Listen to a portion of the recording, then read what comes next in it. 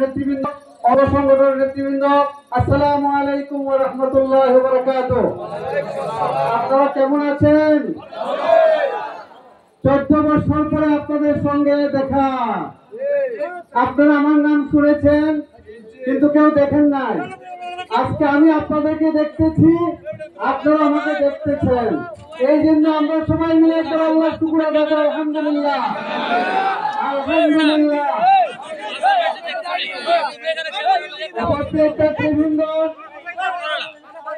আমি আজকে অত্যন্ত আনন্দিত, গর্বিত। আমি আজকে এই সর্বপ্রথম আমার জলসুকা ইউনিয়নের নেতৃবৃন্দকে নিয়ে, কর্মী ভাইদেরকে নিয়ে একত্রিত হয়েছি দুটি কথা বলার জন্য এবং আপনাদের দুটি কথা শোনার জন্য। কিন্তু আমাদের বক্তা অনেক ছিল, কাউকে সময় দেওয়া হবে, কাউকে সুযোগ দেওয়া হয়নি অনেকজনকে, এবং মাগরিবের আজানের টাইম হয়েছে। আমারও অনেক কিছু বলার ছিল, বলতে পারিনি।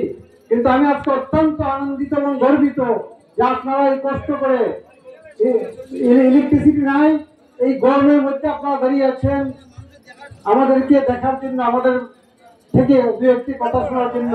এই জন্য আমার পক্ষ থেকে, বাংলাদেশ জাতীয়তাবাদী দলের পক্ষ থেকে, তারেক রহমানের পক্ষ থেকে আপনাদেরকে ধন্যবাদ জানাচ্ছি, কৃতজ্ঞতা প্রকাশ করছি।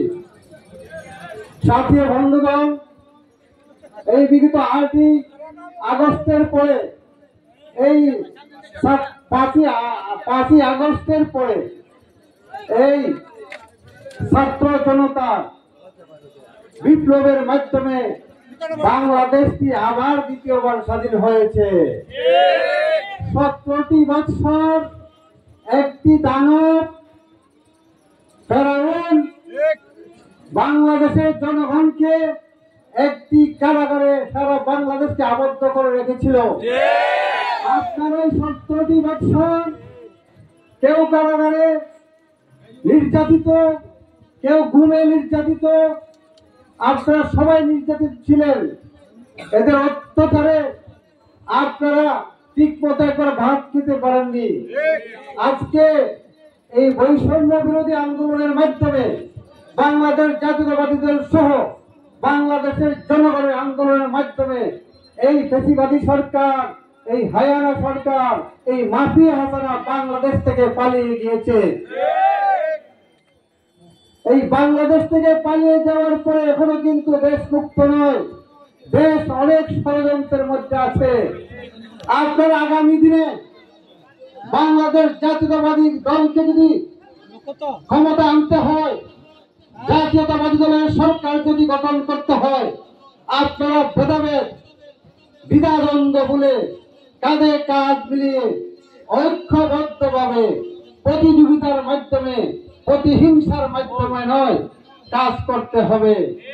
জনগণের ঘরে যাইতে হবে, জনগণকে বুঝাইতে হবে। এই 18 বছর এই বাংলাদেশ জাতীয়তাবাদী দলকে, দেশের জনগণকে যেভাবে নিপীড়ন, অত্যাচার, নির্যাতন করেছে ফ্যাসিবাদী সরকার, এইগুলা জনগণের সামনে তুলে ধরতে হবে। আপনারা এতদিন মুখ খুলে কথা বলতে পারেননি, আপনাদের কণ্ঠস্তব্ধ করে দিয়েছিল এই সরকার। এখন তো আপনাদের কণ্ঠস্তব্ধ নয়, আপনারা তো কথা বলতে পারবেন, তাই আপনারা কথা বলতে হবে।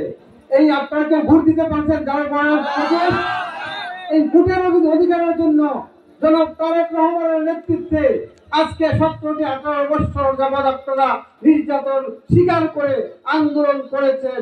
এই জনগণের ভোটের অধিকারের জন্য, বাংলাদেশ সার্বভৌমত্ব রক্ষার জন্য, দেশ রক্ষার জন্য, ইসলাম রক্ষার জন্য আপনারা আন্দোলন করেছেন এতদিন।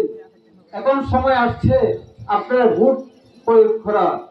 আগামী যে একটা ইলেকশন হবে, ভোট হবে, সেই ভোটে আপনারা ভোটার হয়েছেন। 3 বছর ভোট দিতে পারেন নাই, আপনারা দ্বিধাদ্বন্দ্বে ভোট দিতে পারবেন না? পারবেন। এখন আমরা ঐক্যবদ্ধভাবে থাকবো তো? থাকবো। বিএনপি দল কয়টা? অঙ্গ সংগঠন কয়টা? একটা প্রত্যেকটা অঙ্গ সংগঠন। দল একটা, নেতা কয়টা? একটা। আমরা একটা সতর্ক করে আমরা সবাই থাকবো। আপনারা বলছেন আমাকে এমপি চাই।